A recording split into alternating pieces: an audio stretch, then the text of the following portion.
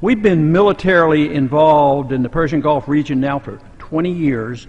Experts have predicted that the cost of this continuous and expanding war will reach $6 trillion. The hostilities and our overt involvement in Iraq can be dated back to January 16, 1991, when the defensive Operation Desert Shield became the offensive Operation Desert Storm.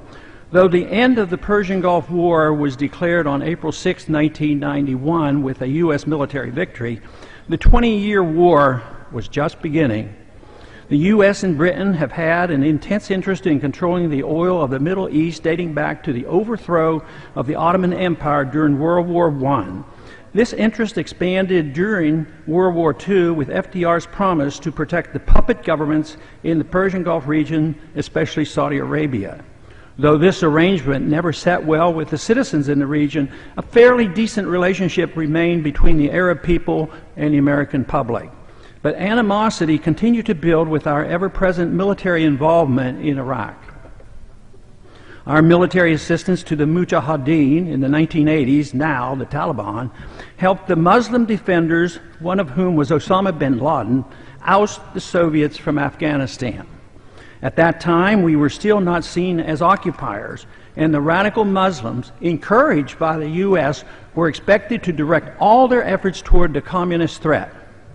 That all changed with the breakup of the Soviet system and the end of the Cold War, when, as the lone superpower left standing, we named ourselves the world policeman.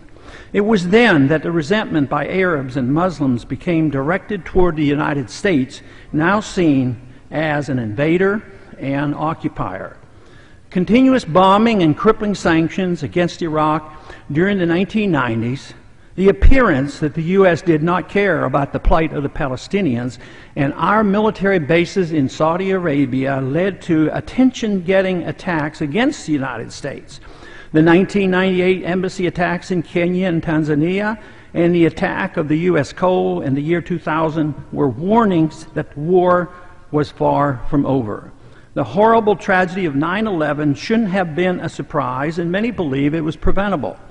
Currently, the war has morphed into a huge battle for control of the Persian Gulf region and Central Asia. This involves Iraq, Afghanistan, Pakistan, Yemen, Somalia, and Iran.